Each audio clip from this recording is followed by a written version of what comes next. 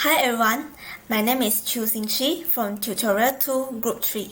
Today, we are going to discuss about Chapter 8, Managing Human Resources and Diversity. Before we start, I would like to introduce our group members. Our group consists of 7 members, including me, Chu Xingqi, Sri Horin, Muhammad Hae Hazim, Raja Siti Soleha, Sian Ning, Yuga, and Fariha Tasnim. So now, let us start our presentations on our first question, which will be presented by Yuga. Hi, my name is Yuga, and now I'll be presenting question 1. How does human resource management affect all managers? All the decisions and activities done by the human resource management affects all managers indirectly. Firstly is the employment planning. Staffing and human resource decisions and methods are critical to ensure the organization hires the right person. And to hire people for different departments requires fund allocation and budgeting, which needs the approval from finance department and any other individual department. Therefore, all managers are indirectly involved in the employment planning. Secondly, after the recruitment of employees are done, all managers are involved in the orientation and training. The right training is imparted to the employees to ensure that skills are updated and there are no potential losses that results due to the lack of training. All employees are involved in the training of employees to make sure that the department runs smoothly. Lastly, all managers are involved in the performance appraisal and compensation and benefit. All managers have to identify performance goals, correct performance problems faced by the employees, and help the employee to sustain high level of performance. Overall, human resource management is a critical function within a company that offers competitive advantage of having the right employee, which will help all departments and managers to function smoothly in an effective manner. Human resource management affects all the managers in the process of staffing, appraisal, and training. That's all from me. Thank you. Hi everyone, my name is Sri Harini. I'm going to present about the question 2. Thus, the external environmental factors that most directly affect the HRM process. So, the first external environmental factors that most directly affect the HRM process is political and legal factor. With the implementation of new workplace regulations, HR department is continuously under pressure to remain legal. These requirements have an impact on every HR department process, including recruiting, training, compensation, and termination, among others. Without following such laws, a firm may be penalized or may result in company's closure. So the second is economic condition. Recession, economic booms, and the overall rate of inflation all have an impact on consumer demand, which in turn has an impact on labor requirements. The unemployment rate is another significant economic aspect that influences the market rate of wages and salaries. Human resource management experts may face both opportunities and problems as a result of technological advancement. New technology may require HRM specialists hiring new workers who are professional in the new technologies. If current employees' abilities are no longer relevant to organization needs, they may need to retrain or dismiss. Even minor changes such as a new version of a word processing application or new digital copier may require HR sponsored training. The fourth is social and culture environment, which a company works as a significant impact on HR management. Work ethic, attitude towards work, and employee incentive are all aspects of culture and social environment. For example, monetary reward may be highly appreciated in certain culture, but stronger work-life balance may be appreciated in others. So human resource management must examine these culture elements and match motivators properly. That's all from me. Thank you. Hi everyone, I'm Sian. So now Fariha and I will present about question 3. Some critics claim that the corporate HR department have outlived their usefulness and are not there to help employees, but to shield the organizations from legal problems. What do you think? What benefits are there to having a formal HRM process? What are the drawbacks? So in my opinion, I do not agree with the statement. This is because the HR department not only functions to shield the organizations from the legal problems, but also performs a variety of functions and are responsible for managing the employee's life cycle and also administering employee benefits.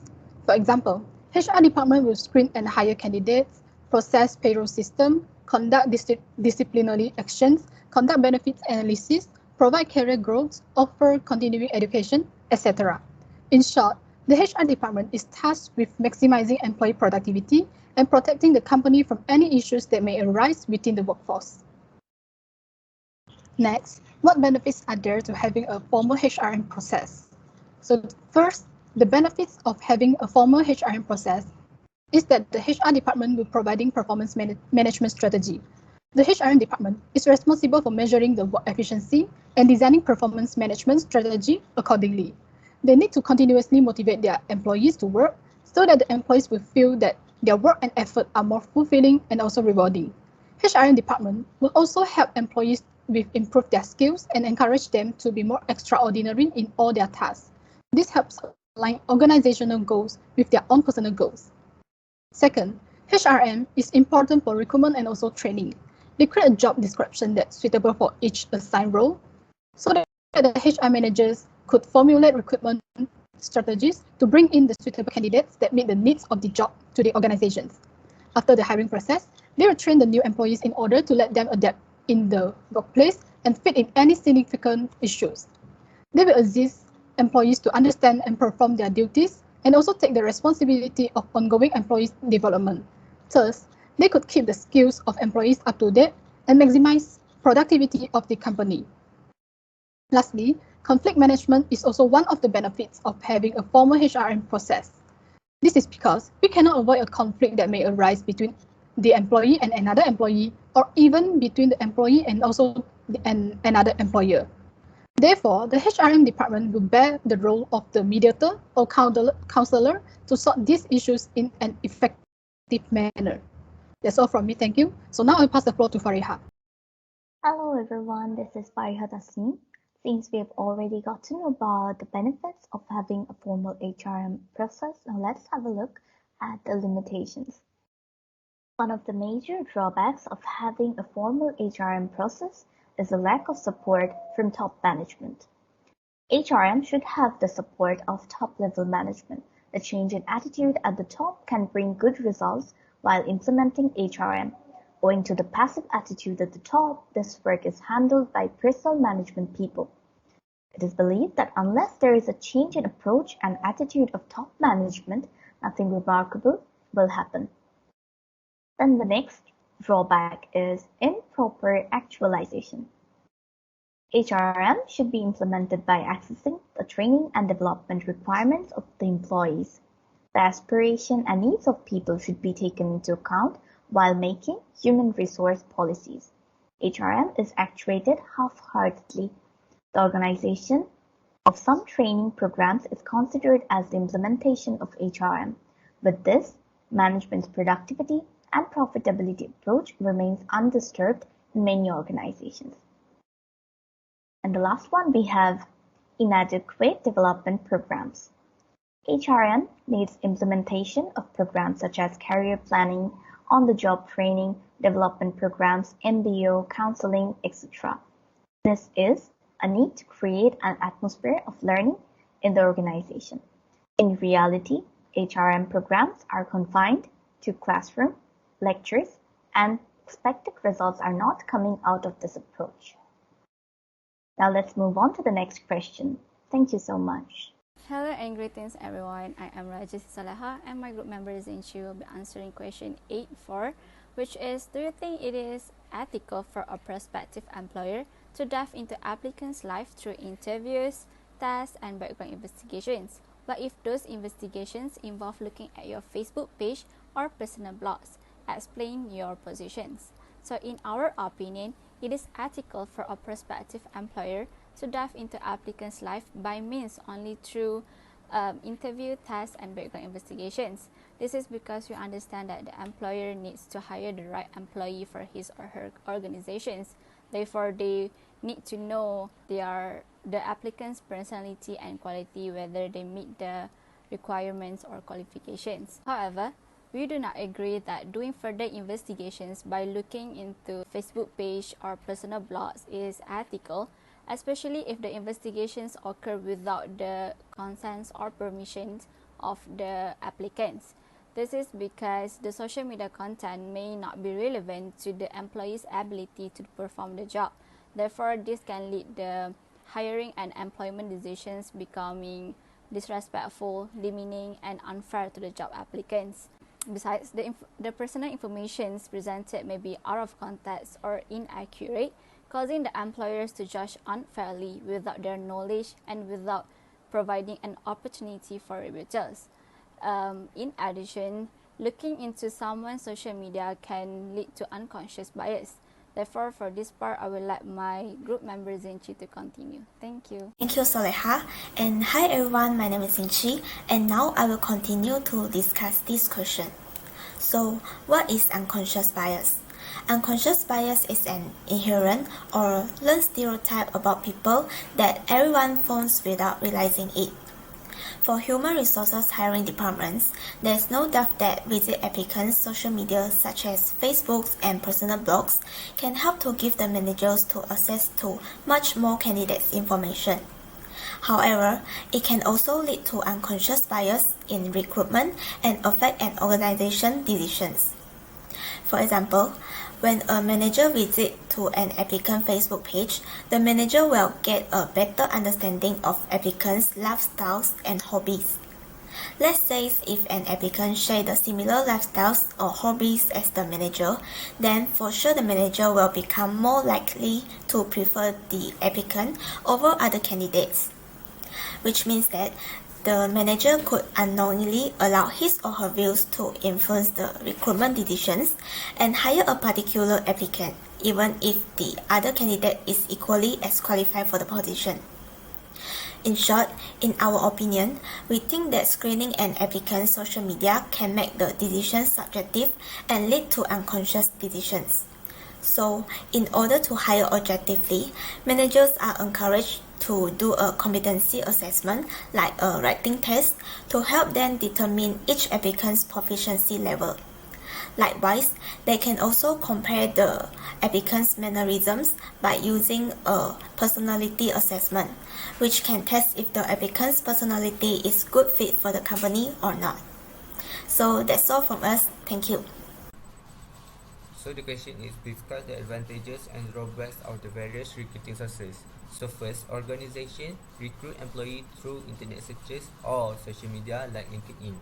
It has advantages of low cost, build employee morale, and the candidates are familiar with organization. However, the disadvantages is there is a limited supply of candidates and may not increase proportion of targeted group employee. Second, when recruiting employee through advertisement, wide distribution of candidates can be targeted to specific group, but it also generate many unqualified candidates. Third, employee that recruit through employee referrals has knowledge about the organization provided by current employees, and they are strong candidates because a good referral reflects on the recommender. However, this may not increase the diversity and mix of employee. Fourth, it's free or nominal cost when recruiting employees through public employment agencies, but candidates tend to be lower skilled. In the other hand, private employment agencies have wide context and careful screening and often give short-term guarantee, but the cost is expensive. 6. School placement as a recruiting source is a large centralized body of candidates, but the candidates are limited to entry-level positions only. 7. Employee recruit from temporary help services fill temporary needs, but it is expensive. The last one, when recruiting employee from employee listing and independent contractor, it fills temporary needs for more specific, longer-term project. However, the employee have little commitment to an organization other than current project. Thank you. Okay, now let's discuss about the case summary and case application. So the topic is race relation. Okay, the summary of the case is workplace bias and unconscious bias always occur in a business. Workplace bias includes gender, age, and color, whereas unconscious bias involves incorrectly judging someone based on their weight, school they attended, or introverted character. Starbucks Corporation was about to get a wake-up call in both ways. Recently, two young black guys met at a Starbucks in downtown Philadelphia to discuss a real estate transaction they had been working on for months. But because of their refuse to order beverages, police were contacted and the two guys were detained on suspicion of trespass. A video shared online shows police officers reacting and handcuffing both men, ignoring the fact that they had made no mistakes. Starbucks CEO Kevin Johnson apologized for the event on Twitter and on television news shows following a social media outrage. The most significant move taken by Starbucks to address this issue was an investment in unconscious bias training. Some of the experts say the unconscious bias training can help individuals recognize it and develop solutions to eliminate it. But some say that unconscious bias training by itself won't put a stop to the problem of implicit bias. That's all. Thank you. Hello everyone, I am Rajasi Salaha and I'll be taking over the first case application questions. According to the article, Starbucks is investing in unconscious bias training for its employees. Therefore, question 811 asks, what is the focus of the training for Starbucks employee and why is this training important? So, this training focuses on raising awareness of the existence of unconscious bias, which is a mental judgment that often based on race, genders, and also people's talent and characteristics.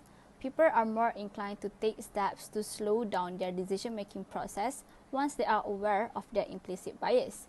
This allows their more logical brain to make decisions instead of relying on their gut instinct, which can be also influenced by bias. Besides, according to Gino and Kaufman 2021, this training teaches attendees to manage their biases, change their behavior, and track their progresses. So why is this training important? The goals of this training are to reduce bias in attitudes and behavior at work, from hiring and promotion decisions to interactions with customers and colleagues. According to the article, Starbucks is attempting to prevent its employees from adopting prejudiced attitudes and behaviors toward customers. Next, it is also helped build a sense of community. Referring to Darren Robinson, a volunteer and a community engagement coordinator at a school in St. Louis, said that the training helped to push people to be more open and have real conversations about things that are going on.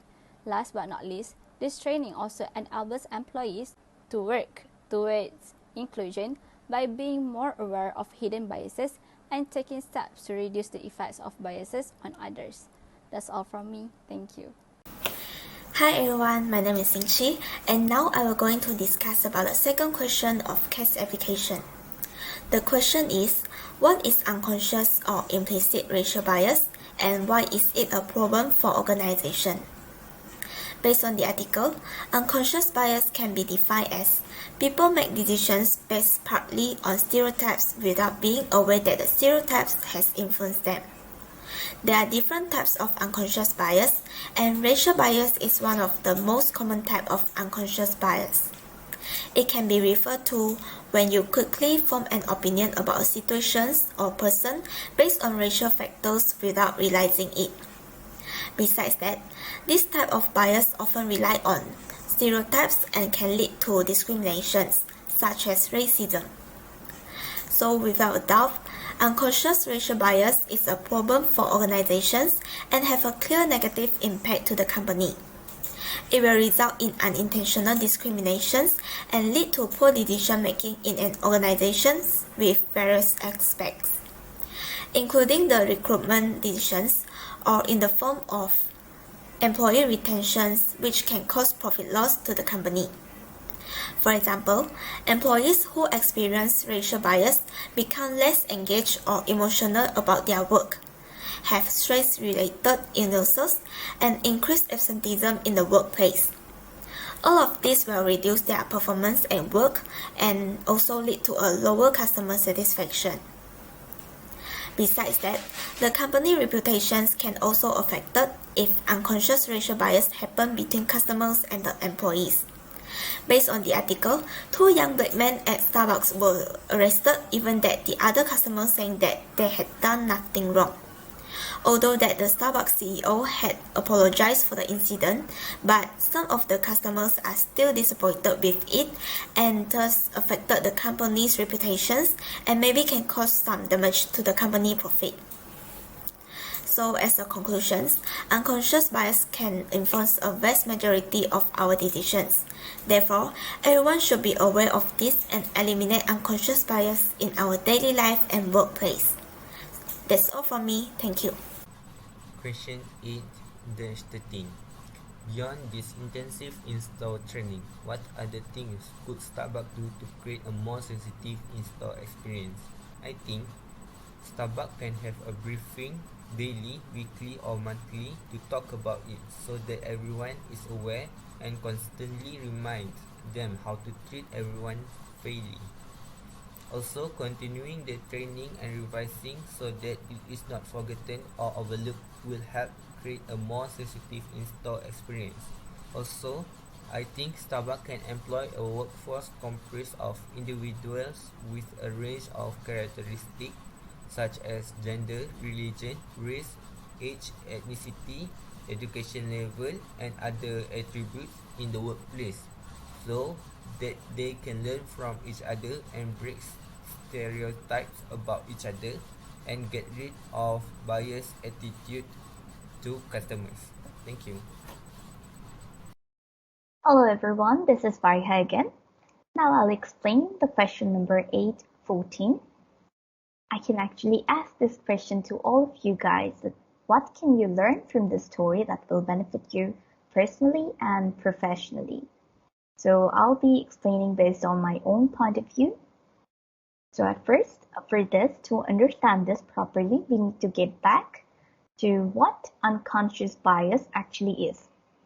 So unconscious bias describes situations where our background, personal experiences, societal stereotypes, and cultural context can impact our decisions and actions without us realizing. So in my opinion, this story teaches us the importance of minimizing unconscious and racial bias both in our personal and our professional lives. And it also encourages us to examine our own biases and cultural identities so that we can have strong self-awareness. Unconscious biases are not permanent. In fact, they are malleable and steps can be taken to limit their impact on our thoughts and behaviors. When considering strategies to address unconscious bias, one must consider individual and institutional strategies. Individual strategies to address unconscious bias include promoting self-awareness, recognizing one's biases using the implicit association test or other instruments to assess bias is the first step. Understanding the nature of bias is also essential. The strategy of categorization that gives rise to unconscious bias is the normal aspect of human cognition. Understanding this important concept can help individuals approach their own biases in a more informed and open way. Opportunities to have discussions with others, especially from those from socially dissimilar groups. It can also be helpful. Sharing your bias can help others feel more secure about exploring their own biases. It is important to have these conversations in a safe place. Individuals must be open to alternative perspectives and viewpoints. Utilizing the concepts and techniques listed above have been proven effective in minimizing bias. Evidence suggests that providing unconscious bias training for faculty members reduces the impact of bias in general. Now let's move on to the next question. Thank you. Hi everyone, I'm Sin-Ning. So now I'll present about the another part of question 14. What can you learn from this story that will benefit you professionally? So this story has raising my awareness of unconscious biases.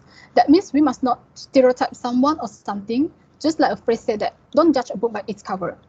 Unconscious bias will result in poor decisions or discriminatory behavior. Some common examples of unconscious biases are believing that the male employee are better at physical work, or that the woman will leave the workforce after becoming a parent. These stereotypes and blind spots will affect a wide range of decision making. For example, the HR department hire employees by only judging them by their school they attended, so that they can't possibly know the current techniques that mastered by the candidates. When this discrimination happens while recruiting or hiring employees, it could affect the accuracy of decision making. Therefore, inaccurate decisions can make the company lose talented people and lastly affect company productivity and also the revenue. In conclusion, this story inspires us that we need to avoid stereotyping or unconscious biases, not only in our workplace, but also in our life as well. That's all from me. Thank you. Hi, my name is Yuga, and now I'll be presenting question 15 of case application. Question 15. Is implicit bias an ethical or social responsibility issue?